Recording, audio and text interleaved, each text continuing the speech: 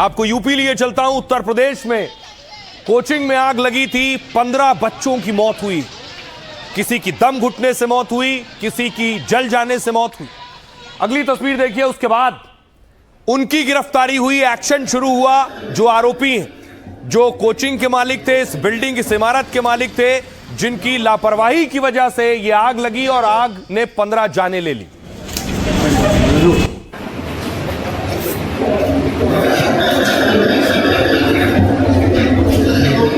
और उसके बाद मौके पर खुद रक्षा मंत्री राजनाथ सिंह पहुंचे, अस्पताल पहुंचे। ये तस्वीर आप देख रहे हैं उस अस्पताल की जहां पीड़ित और जो लोग जले हैं वो भर्ती हैं।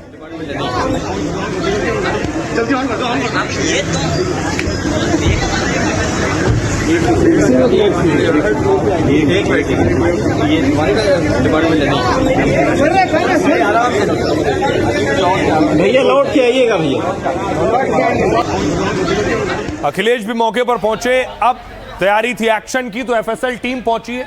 घटनास्थल पर फॉरेंसिक टीम पहुंची और साक्ष्य जुटाए।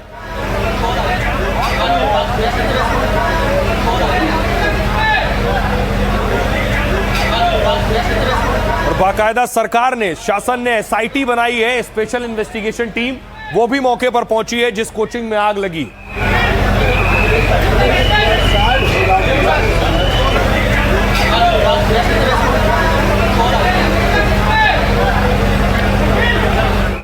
और अब तैयारी यह है, योगी स्टाइल में उस इमारत पर बुलडोजर चलेगा जिस इमारत में आग लगी है। अग्निकांड के बाद से योगी सरकार ने कार्रवाई शुरू की। इमारत के मालिक वीरेंद्र शुक्ला समेत 5 पर नामजद एफआईआर हुई।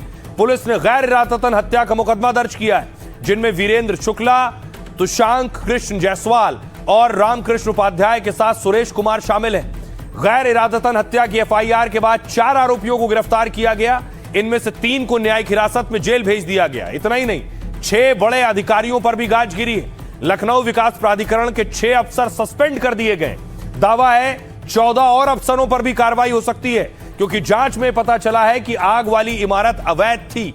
2016 में उस इमारत को गिराने का आदेश दिया गया था, लेकिन दावे के मुताबिक बाद में उस आदेश को निरस्त कर दिया गया जो 2016 में दिया गया।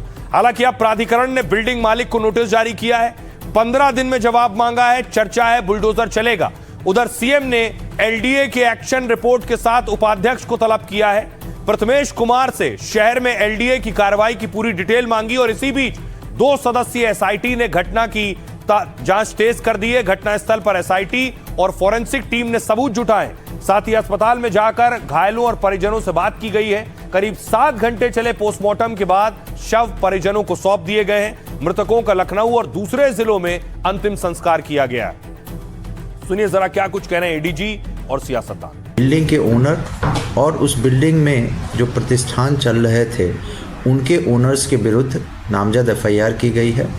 उन 4 नामजद अभियुक्त को गिरफ्तार कर जेल भेजा जा रहा है और हमारी टीम इन्वेस्टिगेशन कर रही है। जिन लोगों की और संलिप्तता समझ में आएंगे, उनके आधार पर कठोर कार्रवाई उन सभी लोगों के विरुद्ध की जाएगी। सुरक्षा नियमों के पालन न होने की वजह से इतने बड़े लोगों की जान चली गई और कुछ लोग अपने व्यक्तिगत और अहंकार में किसी की सुनना भी नहीं चाहते हैं। और सच्चाई तो यह है कि जो परिवार वाले होते हैं वो अपने परिवार के सदस्यों के होने का दुख समझते हैं। लोगों की दुर्घटना है, आपके कांडे बहुत ही दुखद है। 15 लोगों की जाने के लिए और आप राजनीति कर रहे हैं। आपकी भ्रष्टाचार की जड़ें इतनी गहरी है, उसको अभी तक हम सबको झेलना पड़ रहा है। ये बच्चे जो काल कलवित हुए हैं, ये आप ही की सरकार के कुकृत्यों का नमूना है। कृपया आप राजनीति न करें। है कि आखिरकार की घटना घटी कैसे, और जो दमकल विभाग की जो गाड़ियां हैं, जो फायर ब्रिगेड की गाड़ियां जल्दी क्यों नहीं पहुंच पाई बच्चों को निकलवाने के लिए बाहर।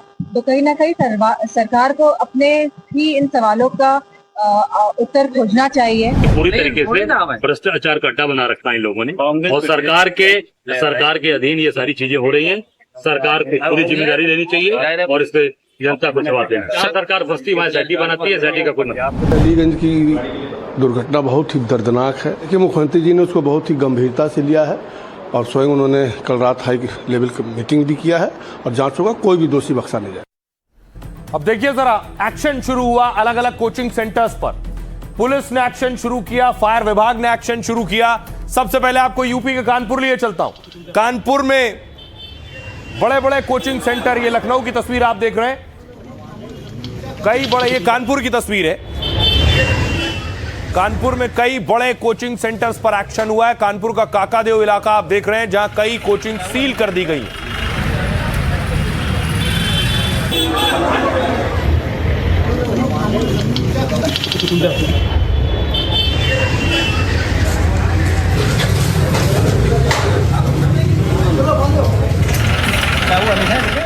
कानपुर के अलावा अब आपको लिए चलता हूं गाजियाबाद। गाजियाबाद में भी कोचिंग सेंटर में पुलिस ने दबिश दी। पुलिस पहुंची है और वहां जाकर पुलिस ने एक एक चीज जांची है कि आग लगने पर क्या इंतजाम है कोचिंग में।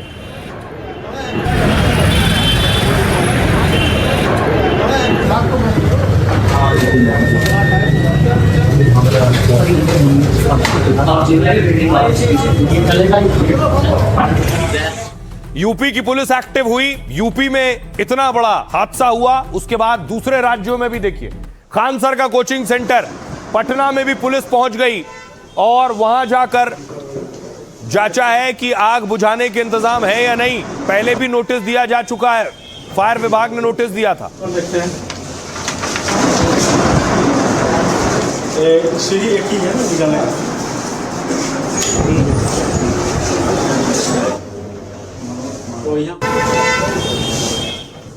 न सिर्फ बिहार, आपको पटना के बाद लिए चलता हूं राजस्थान। जयपुर में भी देखिए कोचिंग सेंटर में पुलिस पहुंची है और पुलिस ने कई कोचिंग को सील किया है।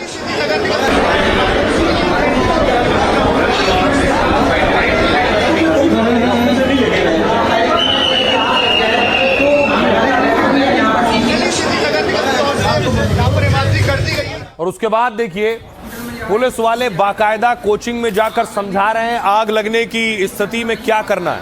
बिल्डिंग के बाहर हॉस्पिटल में जा रहे हैं, स्कूल में जा रहे हैं, हर जगह अप्लाई। आग लगने की कंडीशन में कभी भी बिल्डिंग के अंदर नहीं भागना है, हमेशा बिल्डिंग के बाहर कोशिश। हॉस्पिटल में जा रहे हैं, स्कूल में जा रहे हैं, हर जगह अप्लाई। आग लगने की कंडीशन में कभी भी बिल्डिंग के अंदर नहीं भागना है। अब आइए आपको बताऊं, न सिर्फ यूपी बल्कि देश के अलग अलग राज्यों में कोचिंग सेंटर्स पर बाकायदा चेकिंग हुई है। शायद ये और पहले होनी चाहिए थी, लेकिन हादसे से सबक लिया। उत्तर प्रदेश में 20 से ज्यादा शहरों में कोचिंग होटलों में छापेमारी हुई। वाराणसी, मेरठ, मथुरा, फर्रुखाबाद में एक्शन हुआ। 40 से ज्यादा कोचिंग और होटल को सील कर दिया गया। कानपुर में देखिए शहर में 17 से ज्यादा कोचिंग सेंटर्स पर ताला जड़ दिया गया है। कोचिंग मंडी कहे जाने वाले काकादेव में बड़ी कार्रवाई की गई। यहां कोचिंग, होटल्स और इमारतों के मालिकों ने को बुलाया गया। नियमों का पालन न करने वालों पर एक्शन लेने को कहा गया। गड़बड़ी में मिलीभगत करने वाले अफसरों पर भी कार्रवाई होगी। नोएडा में देखिए अग्निकांड के बाद बड़े अफसर मैदान पर उतरे। यहां कई कोचिंग और गेमिंग जोन पर एक्शन हुआ। नियम तोड़ने वाले संस्थानों पर ताला लटका दिया गया। प्रयागराज में खानसर के कोचिंग सील कर दी गई है। आरोप है कि कोचिंग के निर्माण में नियमों का उल्लंघन हुआ है। पटना में देखिए यूपी के साथ बिहार में भी खानसर की कोचिंग पर एक्शन हुआ है। खान ग्लोबल स्टडीज में फायर सेफ्टी विभाग ने छापा मारा। पटना की ज्यादातर कोचिंग संस्थानों में जांच की गई। जयपुर में, राजधानी जयपुर में कोचिंग में पड़ताल हुई है। फायर सेफ्टी की जांच की गई और कई संस्थानों को सील किया गया है। सुनिए जरा क्या कुछ कह रहे हैं अधिकारी और छात्र क्या कह रहे हैं। कोचिंग चूँकि ये मानक पूरा नहीं कर रहा है, सामुदायिक सुविधा भूपयोग में स्वीकृत नहीं है, इसके कोई भी मानक सामुदायिक सुविधा भूपयोग के अंतर्गत नहीं है, इस वजह से इसको सील किया जा रहा है। और इससे पूर्व हमने 3 कोचिंग संस्थान सील किए हैं, सुपर क्लाइमेक्स, टारगेट ऑन और एग्जाम। सेफ्टी को तो लेकर डर लगता है क्योंकि इन लोगों का एग्जिट एक ही होता है, एंट्री भी एक ही होता है और सेफ्टी प्रोटेक्शन भी, प्रोटोकॉल भी ये लोग फॉलो नहीं करते। और यहाँ जब जो रेंट वगैरह मिलता है ना, तो पहला तो बहुत प्राइस हाई है और ये लोग प्रोटोकॉल फॉलो नहीं करते। जितना सेफ्टी रहना चाहिए उतना नहीं रहता है। बेसमेंट में जब से गवर्नमेंट का ऑर्डर है वो बंद कर दिया गया है। बेसमेंट पहले चलती थी, पहले उसको स्टोरेज बना के रखा था, बट उसको भी उन्होंने अब ब्लॉक कर दिया है। सुरक्षित वातावरण है, जैसे कि आप देखेंगे तो रूम्स में भी फायर एक्सटिंग्विशर्स लगे हुए हैं, जैसे कि अगर कोई भी स्टीम वो डिटेक्ट करेंगे तो फिर पानी चालू हो जाएगा। एक्सटिंग्विशर्स है स्टेयर के साइड। पहले तो यहाँ पे जितने घर बने हैं ये आवासीय ही रहे हैं।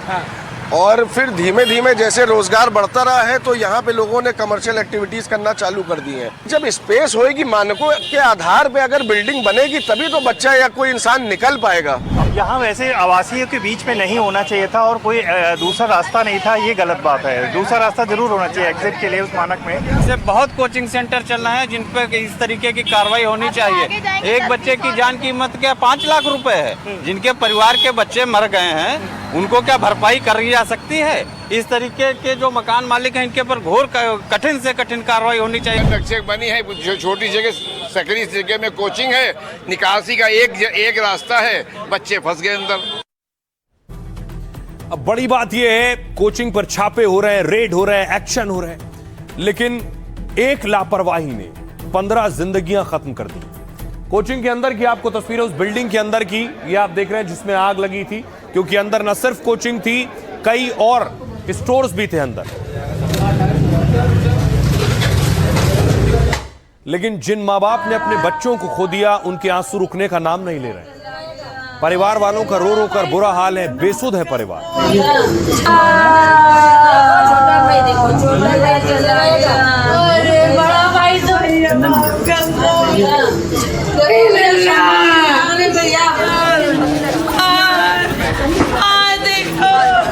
देखो भैया बच्ची तैयार, देखो भैया नमाज़े बता, देखो भैया बता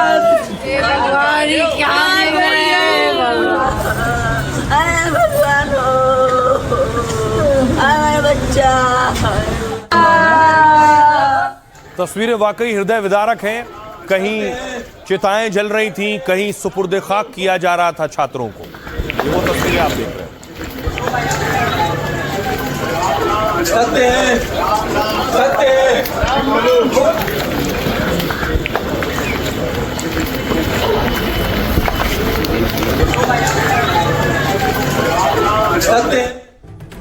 तो बेगुनाह मासूम छात्र भ्रष्ट सिस्टम की भेंट चढ़ गए। देखिए जरा कौन कौन से वो छात्र थे। आदित्य श्रीवास्तव, उम्र सिर्फ 24 साल थी, उत्तर प्रदेश के सीतापुर के रहने वाले थे। शहजान सिद्दीकी 18 साल की उम्र थी, लखनऊ के रहने वाले थे। अनामिका सामंता 30 साल की उम्र, कोलकाता की रहने वाली थी। अनुषा राय 24 साल की उम्र थी, लखनऊ की रहने वाली थी। और भविष्य शर्मा 23 साल की उम्र, हरियाणा सोनीपत के रहने वाले थे। सौमल्या बेरा 24 साल के थे, बंगाल के साउथ 24 परगना से। संयम विज 28 साल की उम्र थी, कानपुर के रहने वाले थे। सूरज सिंह 27 साल के थे, कानपुर के थे। सुखमणि सिंह सिर्फ 24 साल के थे, लखनऊ के ही रहने वाले थे। ज्योति 26 साल उम्र थी, लखनऊ की रहने वाली थी। 15 छात्रों की जाने गई। मोहम्मद अम्मार 24 साल उम्र थी, बाराबंकी के थे। ये सब लोग पढ़ने के लिए, कोर्स करने के लिए, एनिमेशन ग्राफिक्स का कोर्स करने आए थे। नीलेश कुमार 27 साल के थे, लखनऊ के रहने वाले। अनूपपुर एमपी के रहने वाले थे। जैनील चक्रवर्ती 26 साल उम्र थी। अब्दुल रहमान 22 साल के, लखनऊ के रहने वाले थे। और सागर पंत लखनऊ से थे, 28 साल उम्र थी। इन लोगों ने जब ये फंसे हुए थे तब ये अपने घर वालों को फोन लगा रहे थे। घर वालों के जहन में, उनके कानों में अभी भी अपने बच्चों की आवाजें हैं और उनके साथ बिताया वो आखिरी लम्हा है। सुखमणि सिंह, उनके पिता ने बताया करीब 2 बजे बेटे का फोन आया। उसने कहा पापा आग लग गई है, मुझे बचा लो, मैं फंस गया हूं। बड़े भाई ने कहा कि वो सुबह खुशी खुशी जॉब पर निकला था, शाम को वापस आकर घूमने की बात कही थी उसने। अचानक दोपहर में पिता को कॉल आई, फिर सब कुछ बदल गया। मोहम्मद अम्मार, ऐसा ही वाकया अम्मार के परिवार वालों ने भी बताया। कहा घटना से पहले अम्मार ने कॉल करके बता दिया था यहां सब फंस गए हैं, अब निकलने का रास्ता नहीं है। मोहम्मद शहजान, उनके भाई इजहार अली ने बताया कि शाहबाज ट्रेनिंग ले रहा था और आग लगी तो उसने फोन करके बताया कि अंदर फंसा हुआ है। जान बचाने बाथरूम में गया लेकिन फिर बाहर नहीं आ सका। आदित्य श्रीवास्तव, उनकी बहन निशा को भाई की मौत का दर्द सताता रहेगा, क्योंकि दोपहर 2:30 बजे आदित्य ने उन्हें फोन कॉल किया था, लेकिन निशा ने कहा मैं उसका कॉल रिसीव नहीं कर पाई। निशा के मुताबिक आग में उनका एक और भाई फंसा, वो कूद गया। उसने आदित्य को भी कहा लेकिन वो नहीं कूदा। आदित्य समेत 14 से 15 लोग बचने के लिए बाथरूम में बंद हो गए। अनामिका के भाई आकाश ने कहा कि वो एनिमेशन आर्टिस्ट थी। बहन उससे बात हुई तो उसने कहा था वो जॉब पर जा रही है। अनामिका पिछले 3 साल से लखनऊ में काम कर रही थी। पिछले हफ्ते अनामिका, मैं और मम्मी पापा मनाली घूमने गए थे। ये सारी यादें हमेशा हमेशा उनके दिलों में, जहन में ताजा रहेंगी। सुनिए क्या कह रहे हैं परिवार के लोग। बस मेरा बच्चा कहाँ मिलेगा। फायर ब्रिगेड टाइम से पहुंच जाती है अपने बचाव के लिए। मेरे भाई ने अपने आप को बाथरूम में बंद कर लिया, सोचा कि बच जाएगा, पर उतनी देर में फायर ब्रिगेड पहुंच जाते तो शायद मेरा भाई हम लोग के साथ होता। वहाँ लोग वीडियो बना रहे हैं बचाव के लिए, बच्चे भाग रहे हैं, कूद रहे हैं, पर लोग दूर से देख रहे हैं। बात से कोई ये नहीं कहा कि हम कोई बचा ले। उसने बस मुझे फोन किया था, बस पापा मुझे बचा लीजिए, आग लगी। उसके बाद उसका फोन कट गया, या मुझे लगता है कि उसको ब्रीथिंग प्रॉब्लम होने लग गई या कुछ हो गया ऐसा कुछ, कि उसके बाद हम उसको कॉल करते रहे, उसने फ़ोन नहीं पिक किया। आधे घंटे में पुलिस आ गई थी, हम वही थे 1 किलोमीटर पे, हम नहीं जा पाए भैया, वहाँ नहीं जा पाए। सब सपने सजाने दूर से, कोई उत्तराखंड से, कोई पंजाब से, कोई तमिलनाडु से, हर बच्चा दूर से आया था भैया, किसी का कोई नहीं था। वीडियो बनाने के बजाय अगर थोड़ा ध्यान दे लिए होते तो आज इतने सारे बच्चे सब बच गए होते, मेरा बेटा भी आज जिंदा होता। ये बिल्डिंगें बनेंगी उसमें मतलब कि ना फायर सिस्टम होगा ना कुछ होगा, तो कैसे हो जाएगा। मेरा बेटी चला गया, सब चला गया, कुछ नहीं। बिना देखे किसी को हम किसी के ऊपर आरोप भी नहीं ले सकते हैं, सब ऊपर वाले की होनी भी होती है कुछ। अब आपको लिए चलता हूं उस जगह पर जिस इमारत में आग लगी थी। हमारे सहयोगी अजय दुबे उस इमारत में पहुंचे, उनकी रिपोर्ट है, जरा अजय की रिपोर्ट देखिए। और सीधे अब उस फ्लोर की तस्वीर हम आपको दिखाएंगे जहां पर सबसे ज्यादा डेड बॉडीज मिली है, जिस जगह से ये डेड बॉडीज मिली है। और इन डेड बॉडीज के पीछे ये वो दरवाजा है जो दरवाजा खुला नहीं था, और ना खुलने के चलते तमाम डेड बॉडीज थी मिली थी। अंदर की तस्वीरें देखिए, ये गड्ढा खुला हुआ है और इसी गड्ढे से डेड बॉडीज को निकाला गया था। ये वो कंप्यूटर सेंटर है जहां पर डेड बॉडीज मिली थी, अंदर की तरफ आग नहीं थी। ये एक्सक्लूसिव तस्वीरें हैं, ये तस्वीरें हम आपको दिखा रहे हैं जहां पर ये डेड बॉडीज मिली थी। एक्सक्लूसिव तस्वीरें हम दिखा रहे हैं अंदर की तमाम। देखिए अंदर आग के बाद किस तरीके से सब कुछ बिखरा हुआ है, अंदर का असर हम आपको दिखा रहे हैं, अंदर क्या कुछ हुआ था। इसी के बाथरूम में यहाँ पर तमाम चीज़ें बिखरी हुई दिखाई दी थी। तो देखिए ये वो तस्वीरें हैं, यहाँ तक की एक्सक्लूसिव तस्वीरें हम आपको दिखा रहे हैं। तो आग के अंदर देखिए कैसे यहाँ पर सब कुछ जला बिखरा है। इस कोने से बच्चे कूदते हुए दिखाई दिए थे, ये जो कोना है इसी कोने से तार को पकड़कर बच्चे कूदते हुए दिखाई दिए थे। और ये वो पूरा घटनाक्रम आपको एक्सक्लूसिव तस्वीरें हम दिखा रहे हैं। तो अजय दुबे की एक्सक्लूसिव रिपोर्ट आप उस जगह से देख रहे थे जिस इमारत में आग लगी।